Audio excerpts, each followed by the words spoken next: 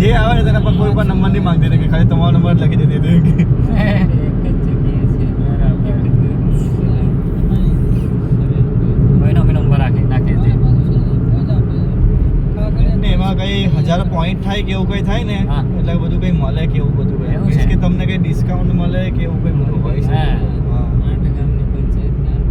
હા હા હું લાયસન્સ વાળો વિધાઉટ લાયસન્સ ના રાખવાને આ લોકો